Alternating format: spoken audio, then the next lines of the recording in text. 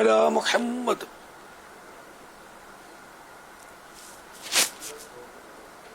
پیارے باپا جان، آپ کرسی پر بیٹھ کر نماز کا طریقہ پریکٹیکل بتا دیں. جزاک اللہ خیر. حاجرہ کنیز فاطمہ سب سے چھوٹی، ماشاء اللہ. کرسی پر نماز، میں تو ابھی صوفے پر بیٹھا ہوں، میں کرسی پر نماز کا طریقہ پوچھ رہی ہیں. یہ کوشش کرتا ہوں مگر اس پہ تو پورا نظر نہیں آئے گا، الگ سے بیٹھنا پڑے گا کرسی پہ. یہ آڑے ہیں نا.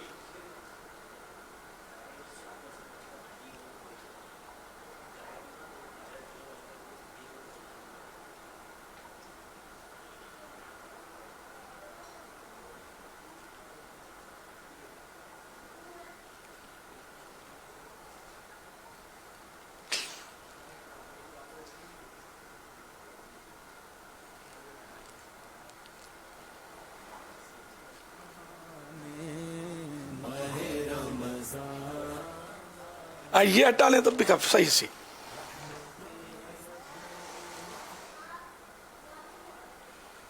صلی اللہ تعالی علی محمد. دیکھو نیتیں کرنی ہے، جو کرنی ہوتی نیت تو کرسی پر نماز تو بہت سے لوگ پڑھتے ہیں. اول تو کرسی پر نماز پڑھنے نہ پڑھنے کے مسائل ہیں. تو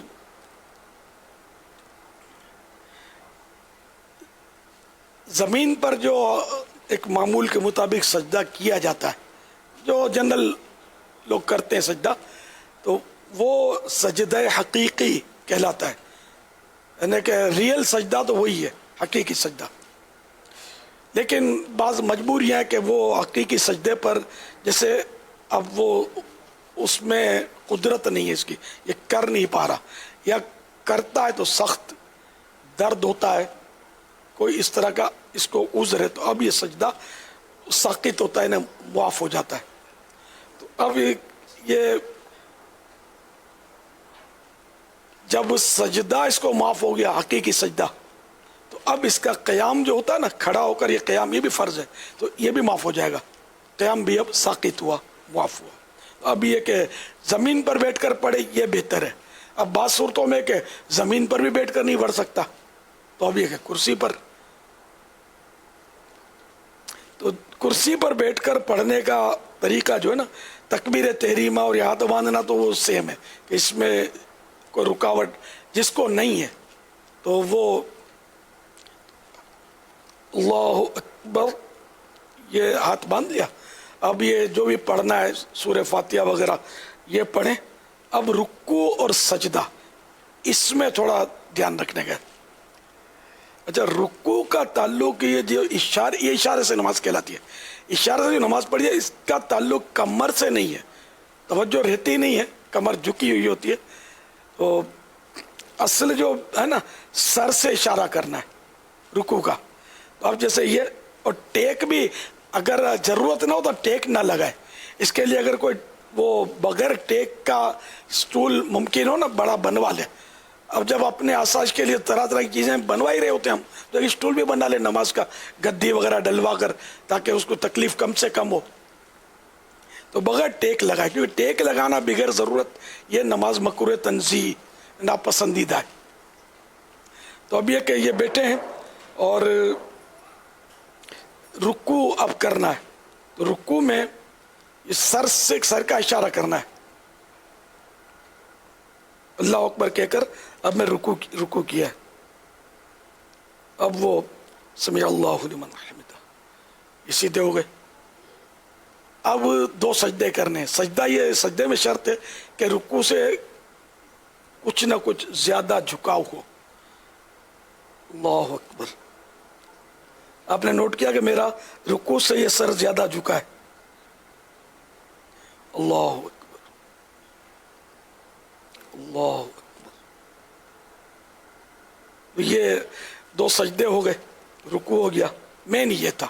اب وہ دوسری رکعت، پھر تحیات اور سلام پھیرنا، یا 4 رکعتیں، تو مین اس کا مطلب یہ دھیان رکھنا ہے کہ رکوع اور سجدے میں بس فرق ہو جھکنے میں.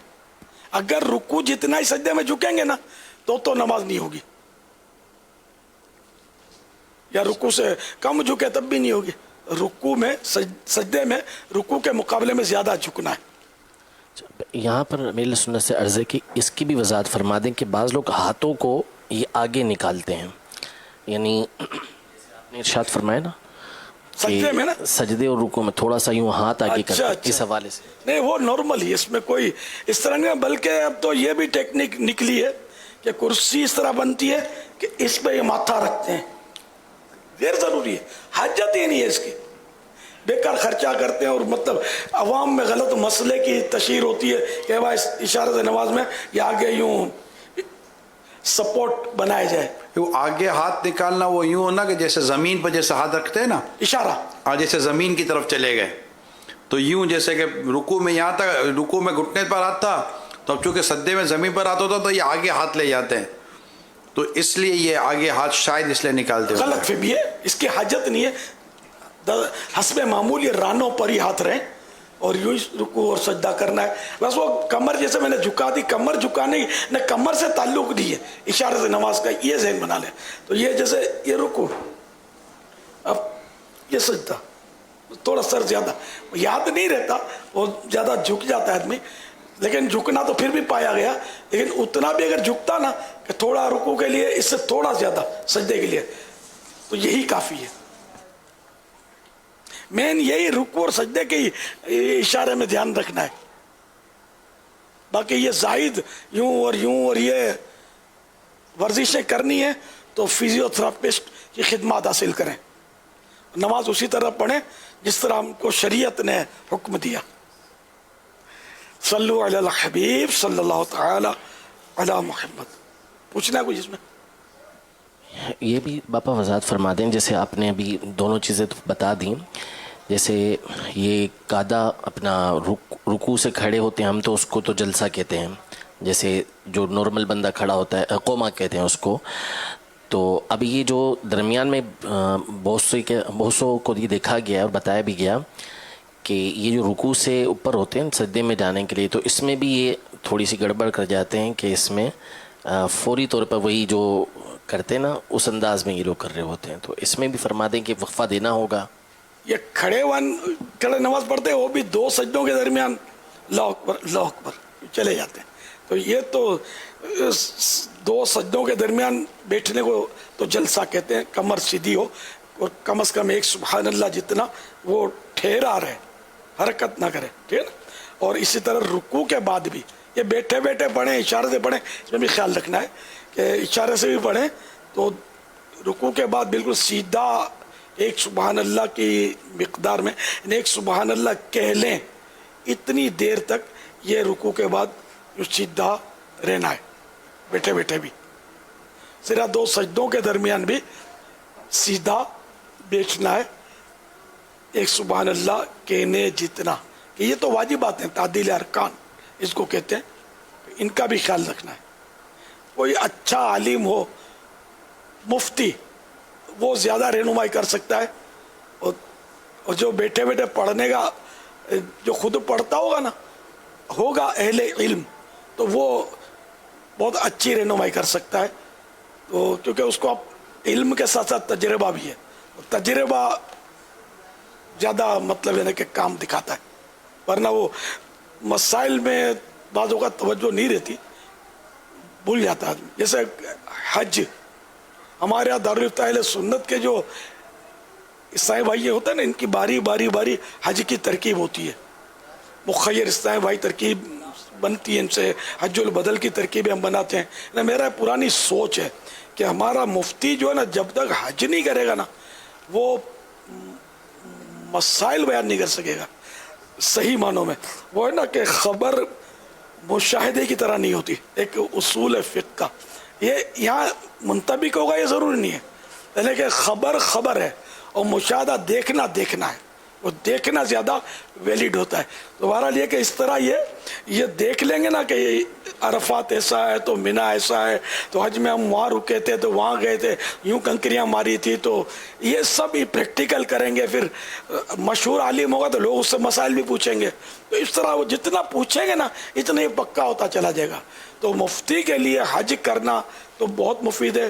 جہاں جہاں عاشقان رسول علماء ہیں, بھلے دعوت اسلامی میں نہیں ہے, وہ اپنے طور پر ہیں, تو مخیر اسلامی بھائیوں کو چاہیے کہ ان کی خدمت کریں اور ان کو حج کروا دیں تاکہ یہ امت کی حج کے تعلق سے عمرے کے تعلق سے بھی رہنمائی کر سکیں اور اچھی رہنمائی کر سکیں.